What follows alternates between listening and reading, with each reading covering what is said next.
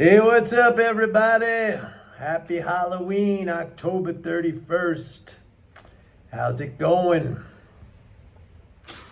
So, a couple of things I want to talk about today. First of all, tomorrow will be the Fed meeting, and I just want to let everybody know in advance that we will probably have a monetarist zombie selling spree tomorrow in the market, because I'm pretty sure, even though there's not going to be a rate increase, but I'm pretty sure that Powell will, keep going with the hawkish comments at the press conference, because, like I said yesterday, he wants to discipline inflation expectations. So he's going to be talking tough about the possibility of more rate hikes if necessary. And, me personally, I just view the whole thing as comical, as ridiculous, because, what more evidence do we need to see? It's almost like a waste of my breath to be asking these rhetorical questions, because I've asked them a lot in the past. And seriously, folks, 11, 12 rate hikes, economy's growing at 5%, actually accelerated since the rate hikes. Inflation is sticky because of the rate hikes. I've said a million times that the cost of credit is reflected in the cost of all goods and services. So if you raise the rate, you're essentially raising the general price level across the board. And then we have examples like Argentina, like Turkey, where, Argentina, I think the rate is something like 136%. And every time they raise it, the peso goes down and inflation goes up. And they still can't connect the dots. But it's the same thing with the Fed. And it's the same thing in all of mainstream economics, that, basically they bought into a kind of a dogma, a religion. This is what it is, really. That's like what it is. And they can't give it up. And they're going to stick with it. And this is famously Albert Einstein's definition of insanity, just doing the same thing over and over again and expecting a different result. Anyway, I've been telling you guys this for a long time. And I also told you for a long time, going back to when these rate hikes began, I said it is going to end up having a positive effect on the economy, because what is it? It equates to a fiscal transfer. We're seeing huge interest income transfers.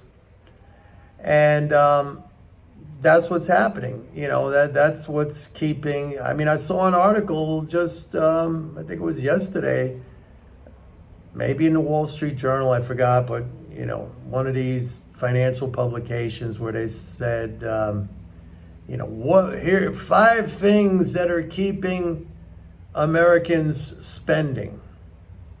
None of those 5 things included, the fact that interest income has gone way, way up.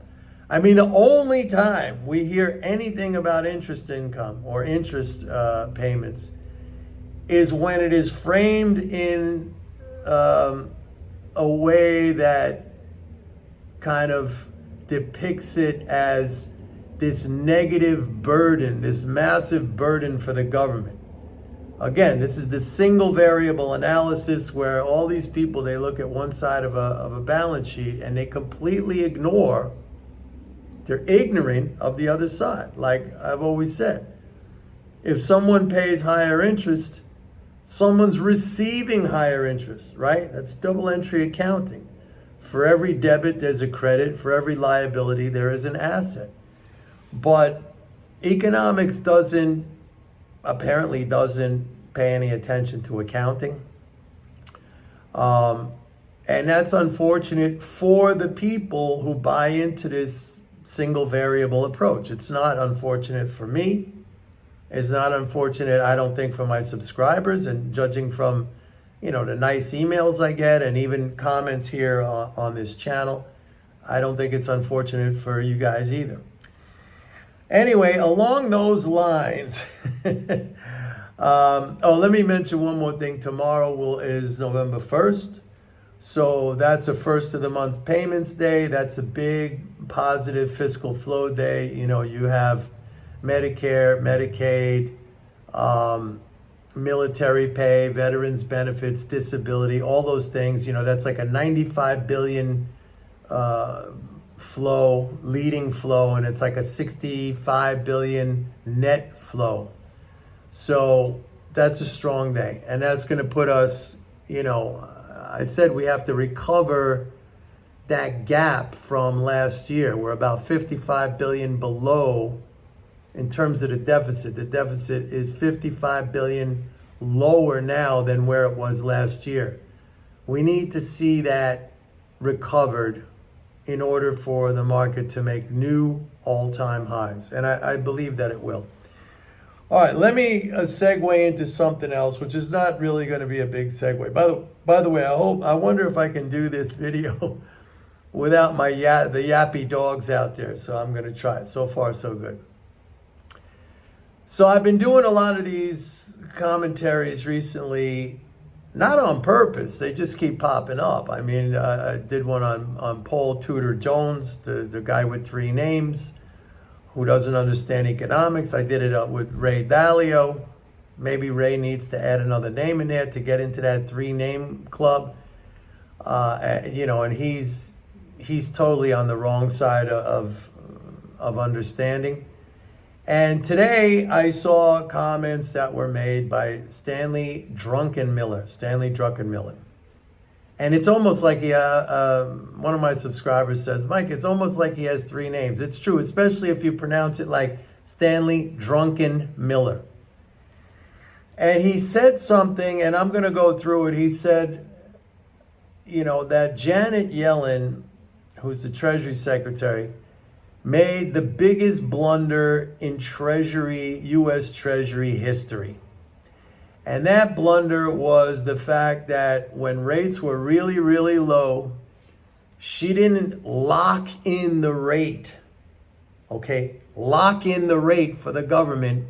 Now, there's so many things I have to say here related to this, so I'm going to break it down. She didn't lock in the rate like for government borrowing.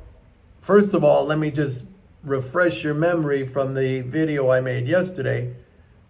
There is no borrowing. As I mentioned yesterday, let's look at right now when there was another hysterical headline that I talked about yesterday about how the government has to borrow $776 billion in the fourth quarter. And I said, the money's already there.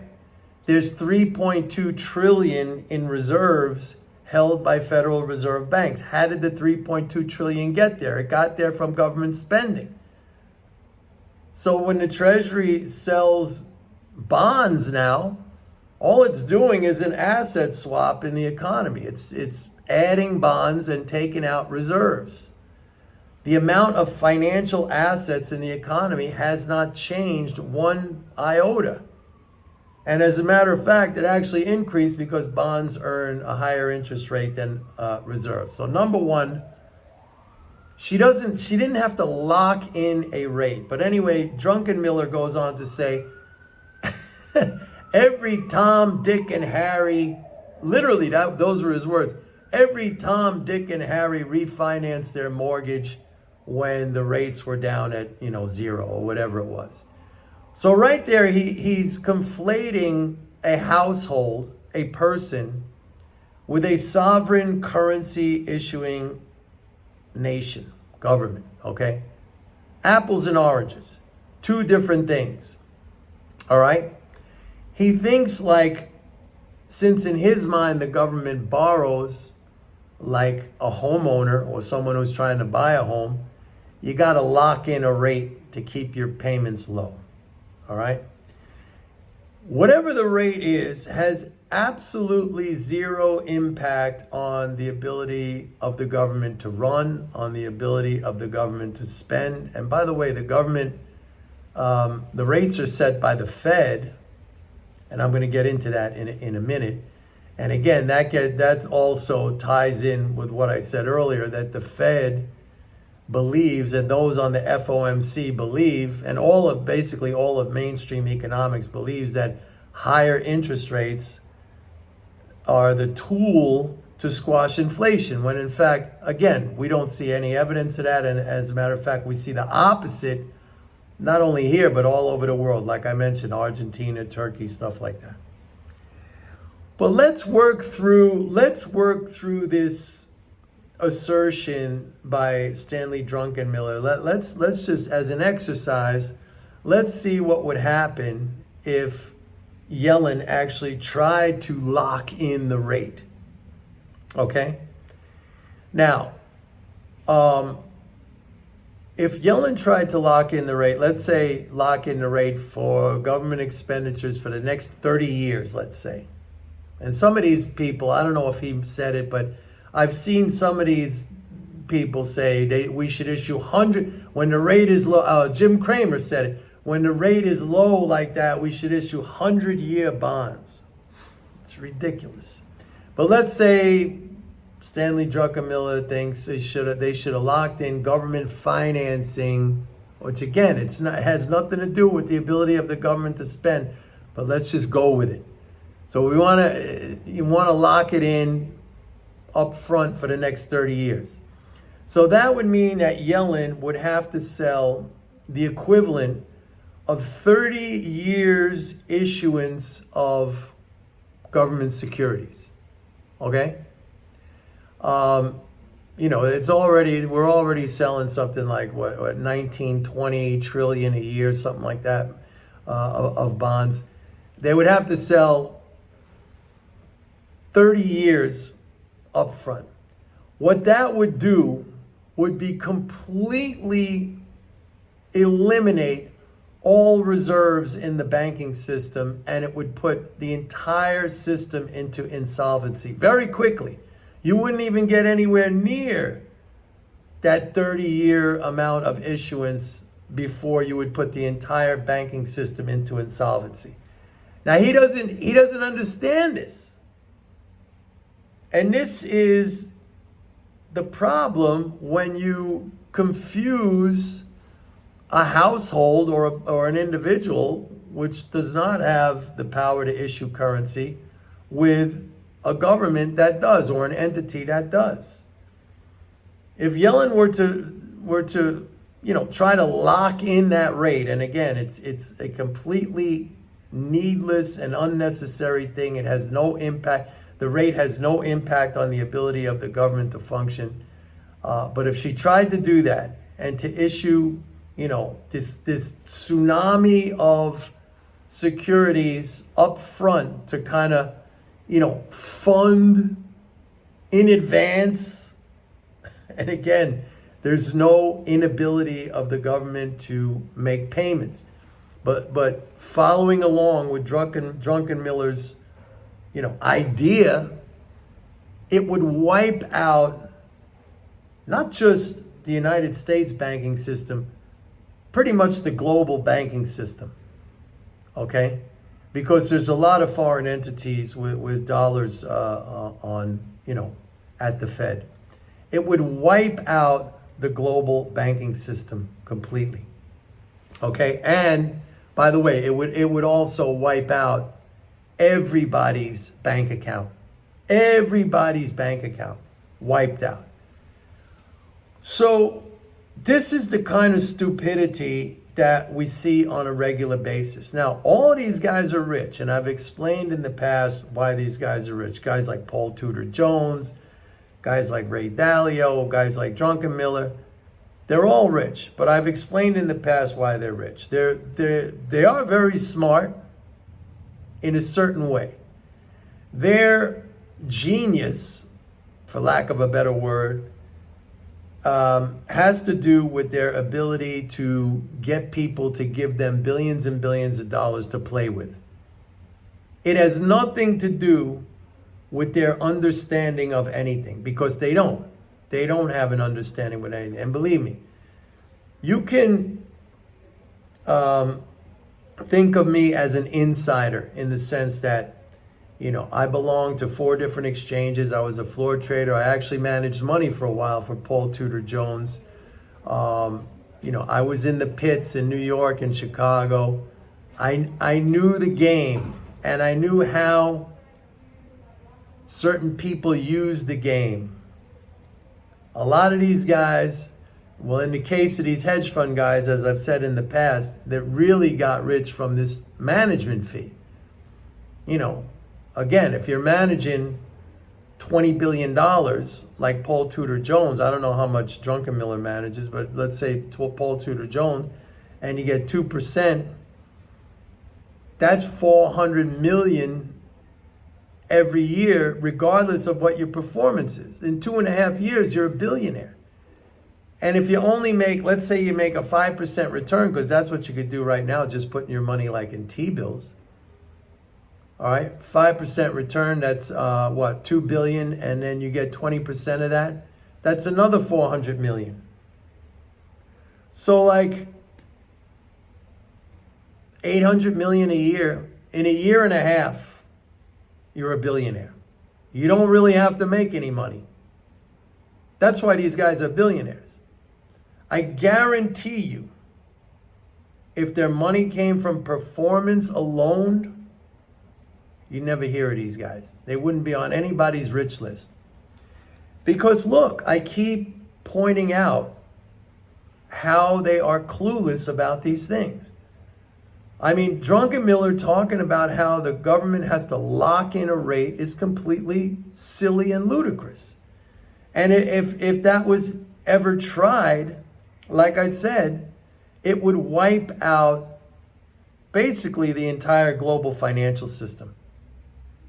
It's impossible to do, okay? Just like in the past, I said, it's impossible for the government to borrow, for the U.S. government to borrow dollars. I said it flat out. It is not, it's hard, or, maybe, it's impossible. The government cannot borrow dollars unless the dollars exist first, right? I've always said, like, you can't drain a swimming pool until you put water in. You got to put water in it first before you could drain it. All right? And where do the dollars come from? Government has to spend those dollars into existence, and the sale of government securities, bonds, T-bills, whatever, that's just an asset swap. All right? And it functions as a reserve drain from time to time when necessary, in combination with what the Fed is doing to keep the policy rate stable. Because if the government just spent and spent, the reserves would pile up in the banking system, and ultimately it would drive rates down to zero. And also, under the current regulatory structure, if you had like reserves just piling up like crazy, it would bankrupt the banks, because the banks reserves are assets for the banks, and they need a certain amount of capital depending on the level of their assets. So if you just keep adding, assets and assets and assets, then the banks have to keep increasing their capital to stay to be conforming to the regulatory guidelines. Now, I guess you could get rid of those regulations. That's just a policy change. But I'm just saying, the way it is right now, you kind of have to have those bond sales just to keep reserve balances at a certain level. So it's impossible for the government to borrow. Our government, a government that borrows in somebody else's currency, or a government that is on a gold standard or something like that, that's a different story. But for a government that is a currency issuing, floating exchange rate, it's impossible, where all of its debts are denominated in its own currency, okay? All of its liabilities denominated in its own currency. It's impossible to borrow. Not hard, not maybe, not depends who it asks for the money. No, it's impossible. Can't do it. The money has to exist first before anyone can borrow it. Same thing with taxes. Like everybody who thinks, oh, my taxes are funding government spending, that's also impossible. All right? You wouldn't even be able to pay your tax because tax in America can only be paid in dollars. I mean, you can't go to the IRS with yen or British pounds or Canadian dollars or euro. You got to have dollars. And again, where do you get the dollars? Got to be there for you to earn in order to pay taxes. So it's like the Monopoly game, which I've used this example so many times. If you play Monopoly, the game has to distribute the money first before anyone could play the game. Okay? If the money sits in the box and you try to play the game, you can't play the game. The money has to be distributed by the game first before you can play the game. So I know all you guys understand this.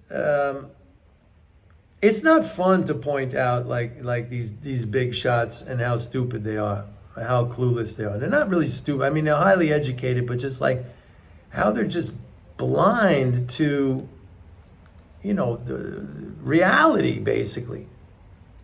And they live in their own world, and they speak, with such high tones, like they're really, really so knowledgeable and offering this sage advice. Janet Yellen fucked up. She should have locked it in like Tom, Dick, and Harry. Come on, what is that? What the fuck is that? That's a dope. That's a dummy. I'm sorry. Yeah, maybe he's a billionaire. Woo, fantastic. But believe me, he didn't get there he got there basically by gambling. Gambling. That's it. You could get rich too. You could go the gambling route, which I don't advise, or you could go the brains route. Brains and self-control. That's the good way to do it. Okay? All right, everybody. That's it for today. Happy Halloween. Bye.